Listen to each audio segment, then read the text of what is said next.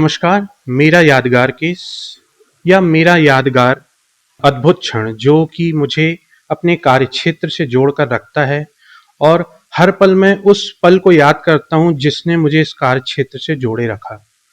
ऐसा ही एक कॉलम यश भारत द्वारा लगातार अपने पाठकों और अपने दर्शकों को परिचित करा रहा है।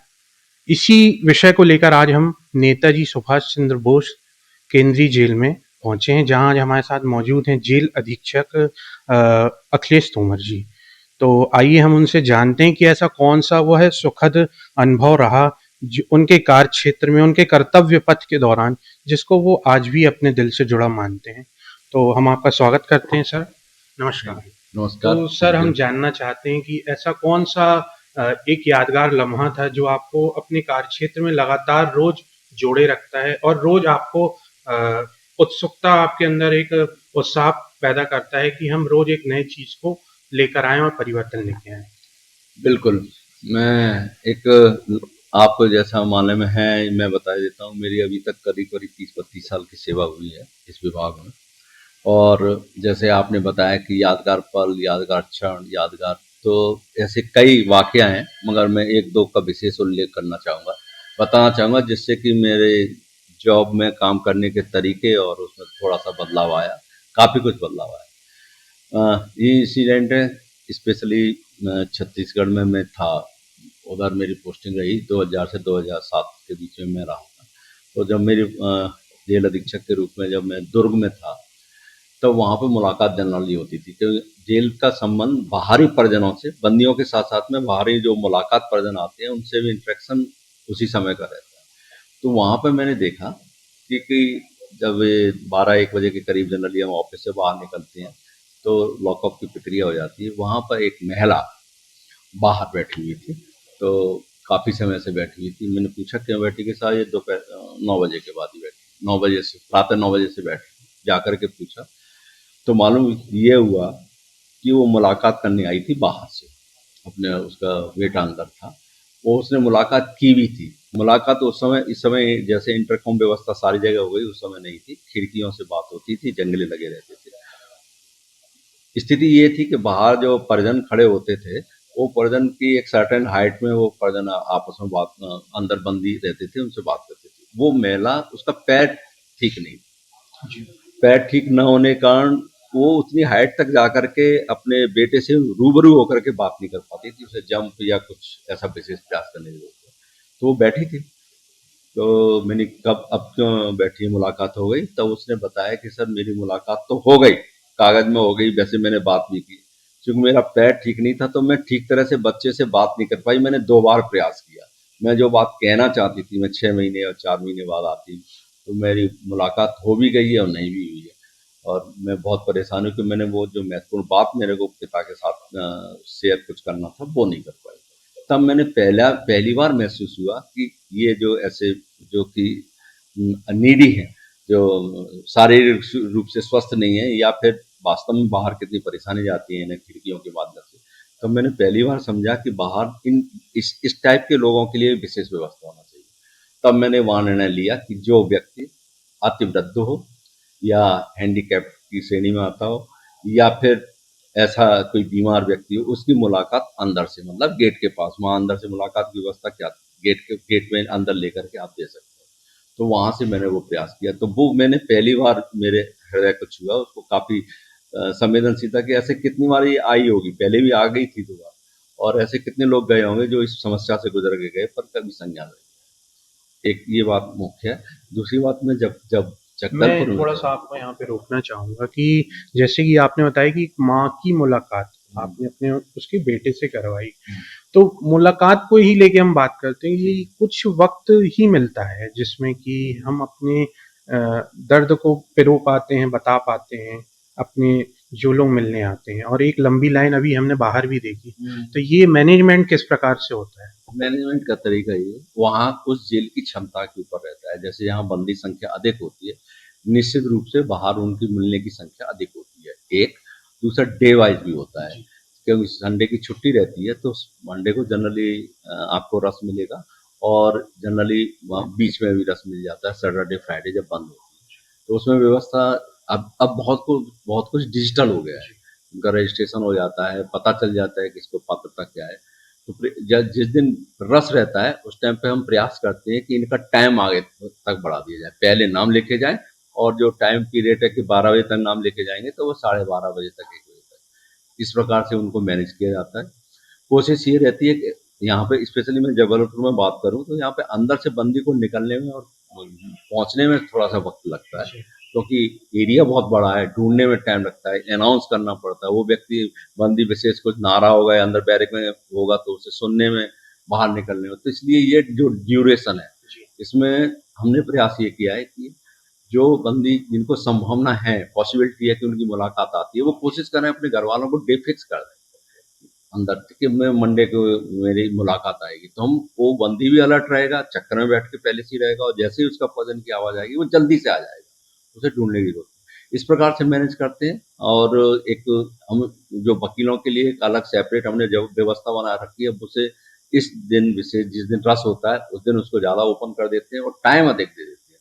ये निश्चित है टाइम अधिक लग जाता है मगर हम ऐसा कोई बाहर से आया हुआ व्यक्ति ऐसा नहीं होता कि वो बिना मुलाकात करे हम वापस कर दें। दूसरी बात की हो जाती है जो आप दूसरा बताने वाले थे। हुँ।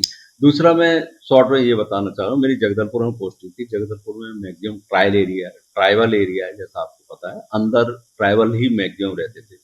उनकी रिचुअल्स, उनकी मान्यताएँ, उनकी कल्चर बिल्कुल सेपरेट थी, अपनी जैसी नहीं थी। जेल मैनुअल बना हुआ है जनसाधारण के लिए, मतलब जनरल उस परसेप्शन में कि फीस देंगे तो पूड़ी बनेगी ही बनेगी, मिठाई देंगे ही देंगे और इस टाइप की चीज़ें हैं, जो उस कल्चर में जगदलपुर के कल्चर में ट्राइबल लोग नहीं पसंद करते पूरी वजह, उन्हें पसंद नहीं।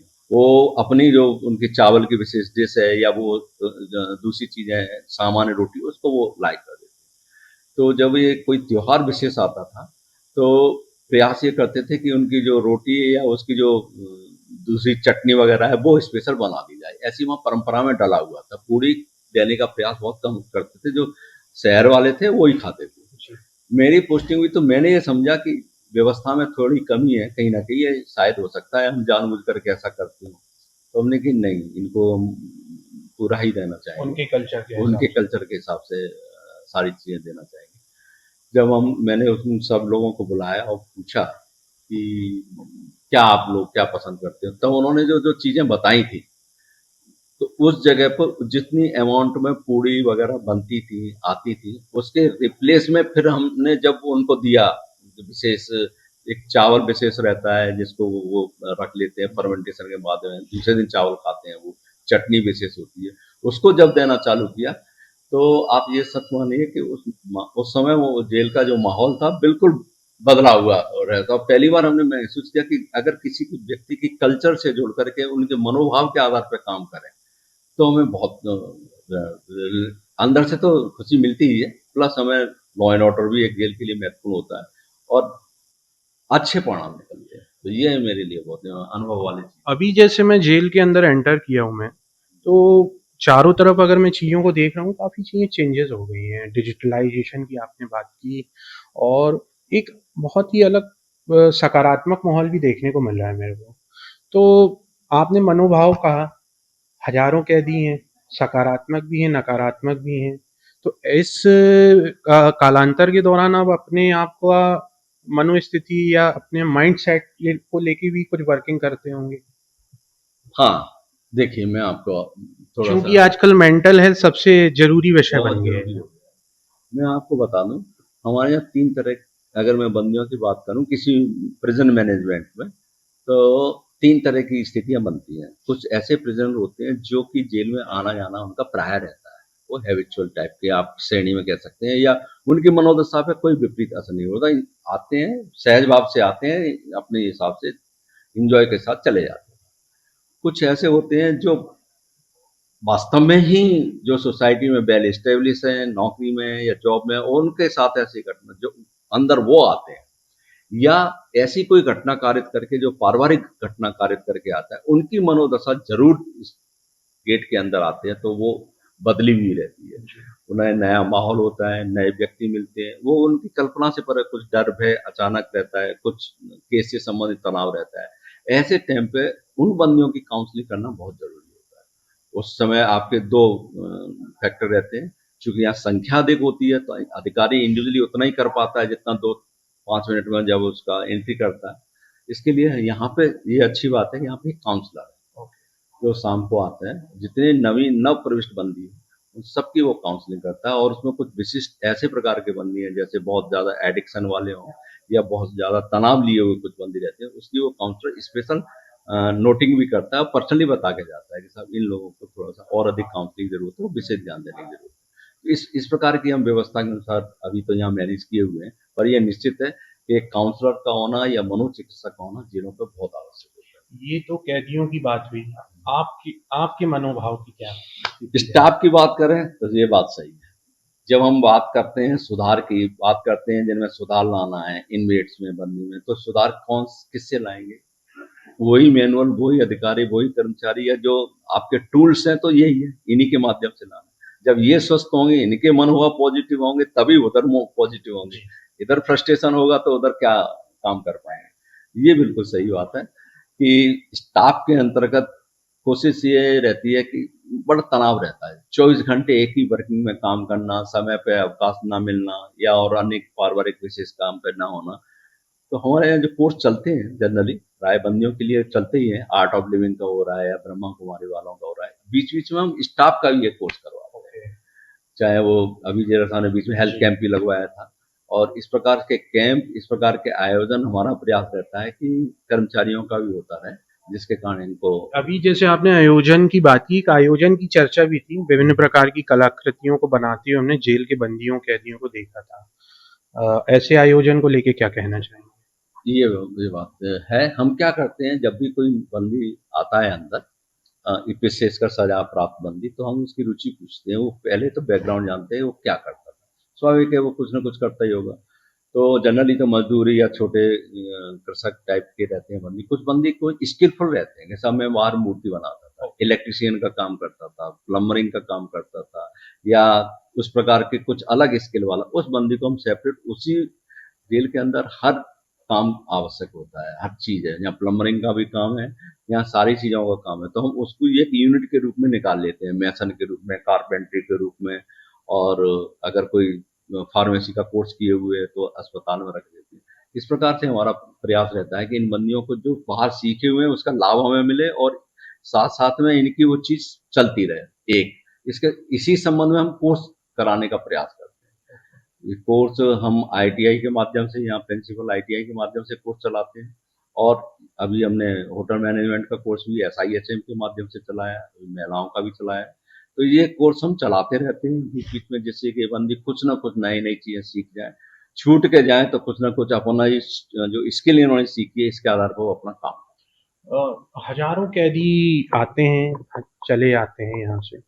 कोई एक ऐसा पर्टिकुलर कैदी जो जिसको देख के लगा हो पूरा उसका बदलाव, उसकी कोई चर्चा, कोई भी एक ऐसा याद वाकया कोई?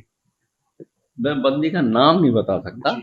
क्योंकि पर ऐसे अनेक तो क्या हर जेल पे 1-2 बंदी ऐसे देखने में आए हैं, जो बाहर जा कर के किसी दूसरी जगह पे पैर छू के अचानक हाथ जोड़ करके टकराए।